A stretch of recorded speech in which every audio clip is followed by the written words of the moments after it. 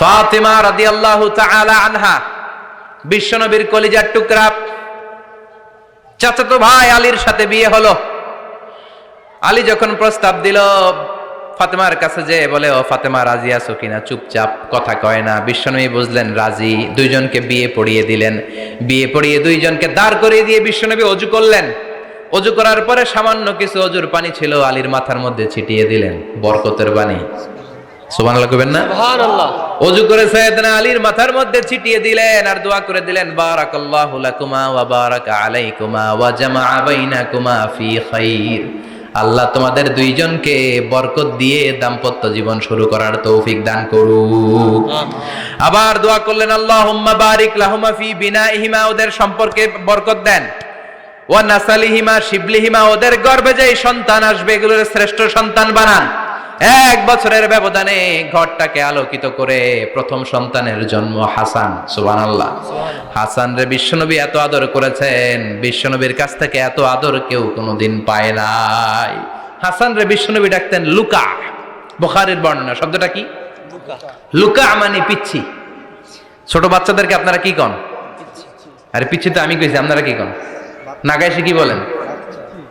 বাচ্চা বলেন, বাবু বলেন, আর কিছু কি বলেন? আর কিছু নাই। তাহলে এই যে বাবু পিচ্ছি, হ্যাঁ, এই বাবু পিচ্ছি আরবি হচ্ছে লুকা। বিশ্বনবী ফাতেমার ঘরে এসে বলতেন, আইনা লুকা, পিচ্ছিটা কই রে? আমার হাসান কই, আমার নানা ভাই কই? আর বিশ্বনবীর আওয়াজ শুনলে হাসান এসে বিশ্বনবীর কাঁধে।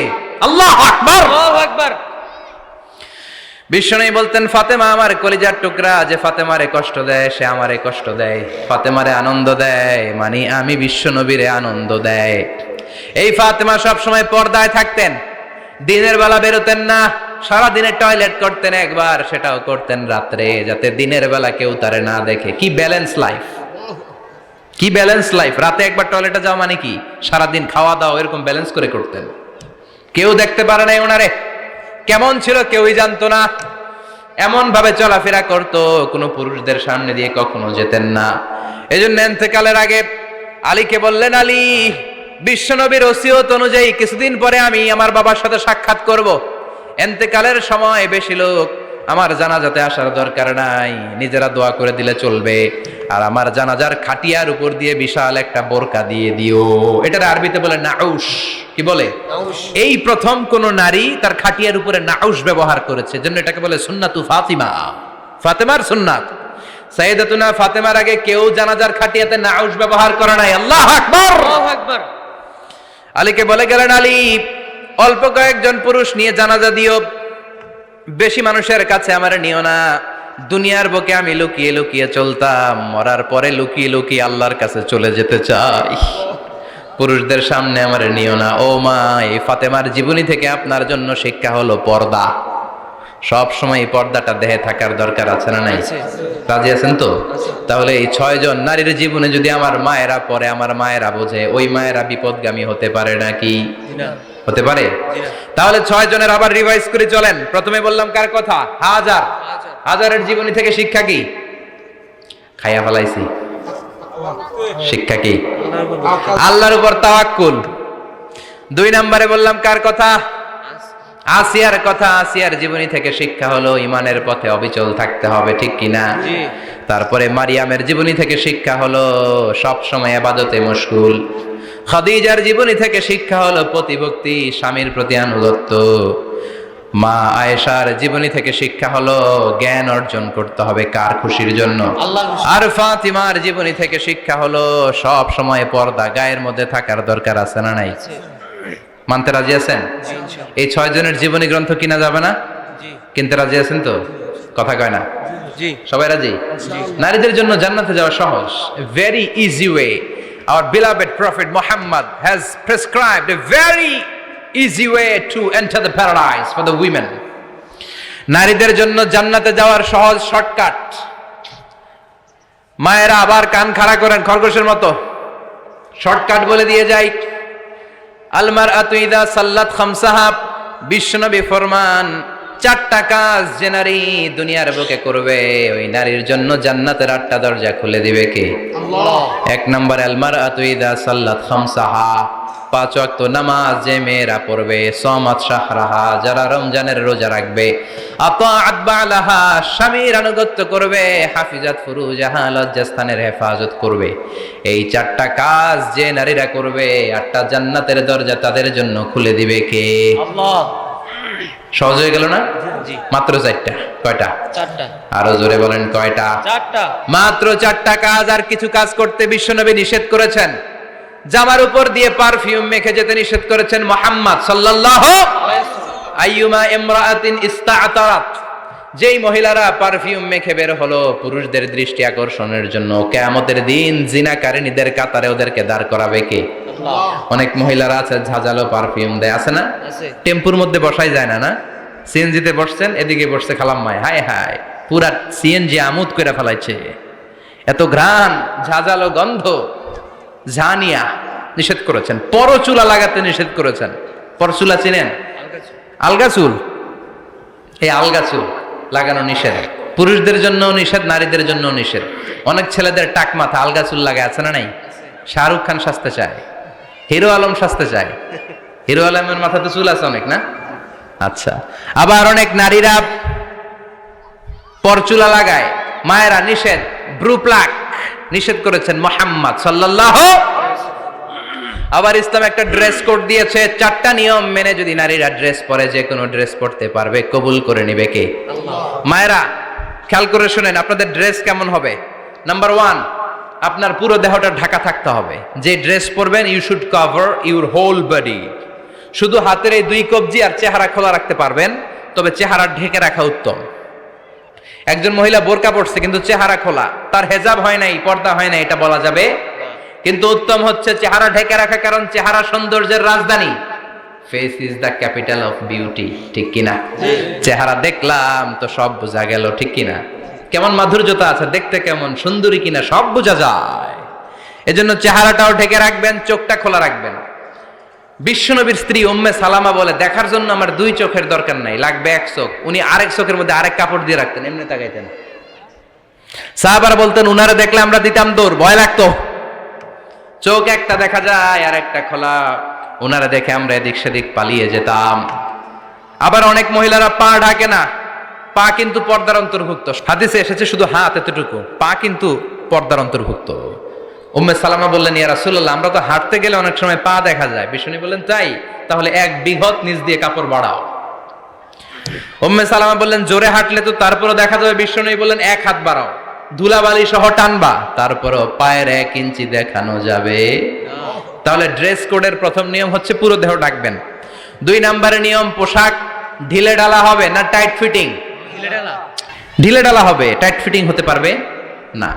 মোটা কাপড়ের হবে। এই যে আমার জুব্বা দেখছেন, আমি মহিলাকে পোশাক পরে ফেলেছি কিন্তু হেরা পরে না, এরকম মোটা হবে, মোটা কাপড়, কিচ্ছু দেখা যায় না, বাইনোকুলার দিয়েও দেখা যাবে না। আবার ঢিলে ঢালা আছে না নাই? আমরা পুরুষরা যে এটা পরি, এটা দিয়ে 3 মহিলার কাপড় হয়, ঠিক কিনা? কাপড় পরতে চায় না তারা, ওদের পোশাক আমরা নিয়ে নিচ্ছি। তার মানে ঢিলে ঢালা হবে, মোটা কাপড়ের হবে, টাইট ফিটিং হতে পারবে। আবার পুরুষদের পোশাক হতে পারবে। এই 4টা নিয়ম মেনে যে যেই ধরনের পোশাক পরেন, চাদর পরেন সমস্যা নাই, শাড়ি পরেন সমস্যা নাই, ব্লাউজ পরলে ফুল হাতা পরবেন সমস্যা নাই, মেক্সি পরলেও সমস্যা নাই, বোরকা পরলেও সমস্যা নাই, কিন্তু পোশাকটা শালীন পোশাক হতে হবে। কি পোশাক? শালীন। সবাই বলেন শালীন। শালীন পোশাক। পুরুষদের পোশাক পরা যাবে। এজন্য ইসলাম নারীদেরকে যে অধিকার দিয়েছে, পৃথিবীর কোন ধর্ম এত অধিকার দেয় নাই। ইসলাম যে মর্যাদা আপনাদেরকে দিয়েছে আর কেউ দিয়েছে নাকি? ইসলাম বলে প্রথম সন্তান কন্যা সন্তান হলে ঘরের মধ্যে বরকত আছে না নাই? আছে। মিন বারাকাতিল মারআতি তাবকিরুহা বিল ইনাস। একটা মেয়ের মধ্যে বরকত বেশি না কম কেমনে বুঝবেন? তার প্রথম সন্তান যদি মেয়ে হয় তাহলে বুঝবেন এই মেয়েটা বরকতওয়ালা মেয়ে। এই মেয়ে আপনার জীবনে অনেক কিছু নিয়ে আসবে। সুবহানাল্লাহ কইতে পারেন না? সুবহানাল্লাহ।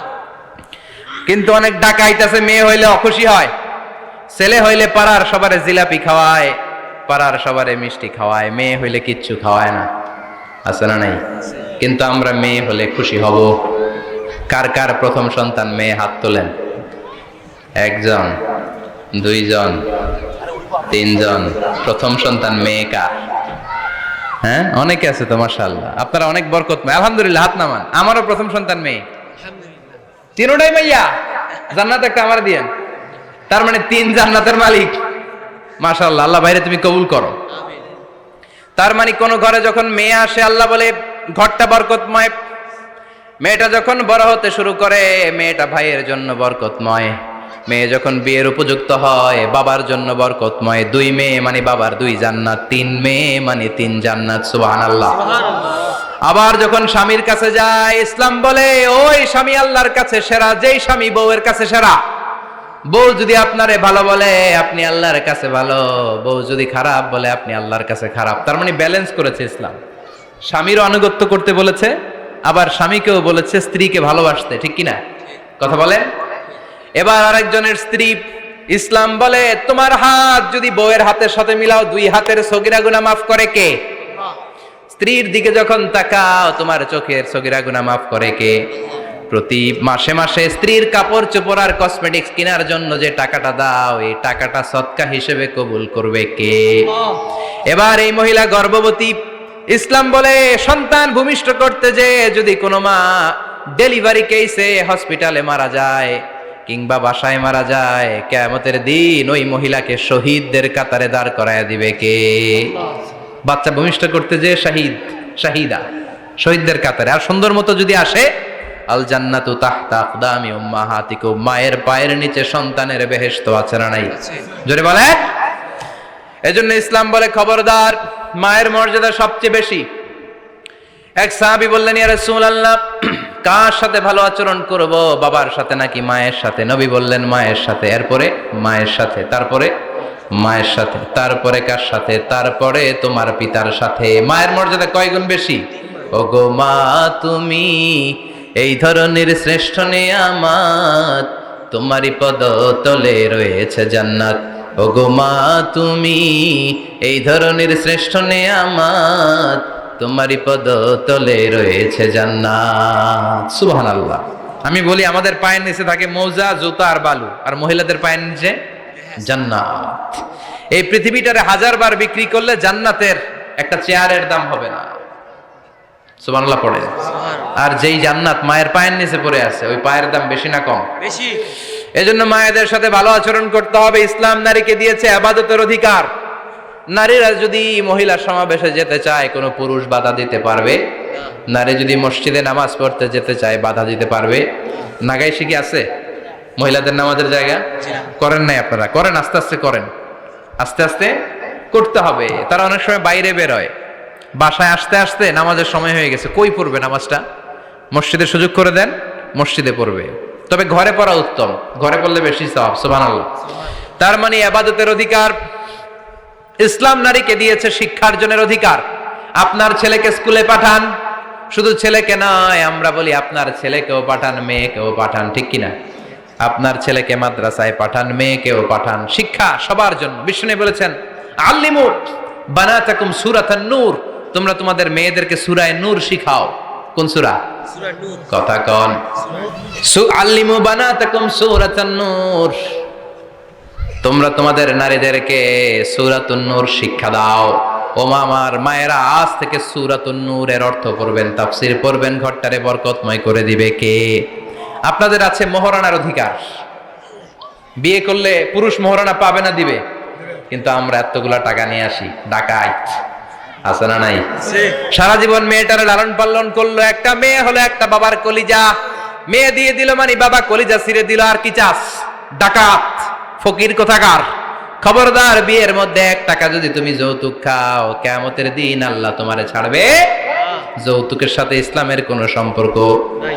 যৌতুকের সাথে সম্পর্ক নাই। যৌতুক খেলে ডবল গুনাহ। যৌতুক খাওয়া ততটা অপরাধ, কুকুরের গোশত খেলে যত অপরাধ, এর চেয়ে বেশি অপরাধ। কুকুরের গোশত খেলে 1 গুনাহ, হারাম খাওয়ার গুনাহ। যৌতুক খেলে 2 গুনাহ, 1 হারাম খাওয়ার গুনাহ, 2 শ্বশুরবাড়ির উপর জুলুম করার গুনাহ। চিল্লা এখন ঠিক কিনা? এরপরে ইসলাম নারীকে দিল ভালো আচরণ পাওয়ার অধিকার। ইসলাম নারীকে দিল বাবার সম্পদে উত্তরাধিকারের অধিকার। একজন বাবা ইন্তেকালের আগে ছেলেকে যদ্দুর দিবে, মেয়েকে তার অর্ধেক দিতে হবে। যেরকম ঠিক কিনা? ঠিক। নাগাইশের বাবারা কি করে? দেয় তো। নাগাইশ এলাকায় কি হয়? ছেলেরে 2 কাটা দিলে মেয়ের 1 কাটা দেয় না? কদ্দুর দেয়? দেয় না। হ্যাঁ, ডাকাই, ওই যে কয় ডাকাইত, আবার কয় সুবহানাল্লাহ, নাউজুবিল্লাহ। কও বেটা, নাউজুবিল্লাহ। ছেলেকে যদ্দুর দিবেন, মেয়েকে অর্ধেক। ইউসিকুমুল্লাহু ফি আওলাদিকুম লিযযাকারি মিসলু হাযযিল উনসায়াইন। ও আমার বাবারা, সম্পদ হলো হাতের ময়লা, আপনি চলে যাবেন, সম্পদ থেকে যাবে। ছেলেরে যদ্দুর দিবেন, মেয়েরে অর্ধেক। কার কথা? মানতে রাজি আছেন তো? একজন প্রশ্ন করেছে যে অনেক মেয়েরা ডিজাইন করা বোরকা পরে, এত ডিজাইন করে যে তাকিয়ে থাকতে মনে চায়, মানে বোরকা পরার কারণে আরো বেশি তাকায় থাকতে মনে আছে। এরকম ঝামেলা আছে না? নাই না। এরকম ঝিলিমিলি বিভিন্ন ধরনের ডিজাইন করা, অতিমাত্রায় ডিজাইন, যেটা মানুষের দৃষ্টি আকর্ষণ করতে পারে, এরকম বোরকা পরা যাবে না। বোরকা হতে হবে ঢিলে ঢালা, বোরকা হতে হবে মোটা কাপড়ের, বোরকা হতে হবে আপনার সেফ গার্ড। ওই বোরকায় যদি আপনার সর্বনাশের কারণ হয়, তাহলে তো এই বোরকা দিয়ে কোনো লাভ নাই। চিল্লা এখন ঠিক কিনা? আসসালামু আলাইকুম রাহমাতুল্লাহ। হুজুর, দত্তক পালার সুবিধা সম্পর্কে বা লাভ সম্পর্কে কিছু বললে ভালো হতো। দত্তক পালা জায়েজ আছে, ইয়াতিম হিসেবে পালবেন। বিশ্বনবী বলতেন, আনা ওয়া কাফিলুল ইয়াতীমি ইয়াউমাল কিয়ামাতি কাহাতাইন। আমি আর যারা ইয়াতিম পেলেছে তারা দুইজন একসাথে এইভাবে থাকবো। আমি এই রুমে, ইয়াতিমের রক্ষণাবেক্ষণকারী এই রুমে। সুবহানাল্লাহ। কোন নবীর সাথে থাকবেন। তবে যেই ছেলেটাকে নিয়ে আসবেন, তাকে আপনার ছেলে হিসেবে পরিচয় দেওয়া যাবে না। সে আপনাকে বাবা ডাকতে পারবে না, সে আপনাকে চাচা ডাকবে, আঙ্কেল ডাকবে, খালু ডাকবে, যা মন চায় ডাকবে, কিন্তু বাবা ডাকা যাবে। বাবার বিষয়টা খুব সেন্সিটিভ। আপনার নিজের ঔরসজাত সন্তান যদি হয়, শুধুমাত্র কেবলমাত্র সেই আপনাকে বাবা ডাকতে পারে। পালক সন্তান, ঠিক আছে, পালক সন্তান আপনি পরিচয় দিতে পারবেন, কিন্তু সে আপনাকে আব্বা এটা বলতে পারবে না। সে বলতে পারবে চাচা, সে বলতে পারবে খালু, সে বলতে পারবে মামা। আমার বোনেরা, আপনাদের জন্য যা বলেছি কেফায়া, নাকতাফি বিহাদাল কদর, এতটুকুই আমি যথেষ্ট মনে করি। ইসলামিক লাইফ, জীবন গড়ুন কোরআন সুন্নাহর আলোকে।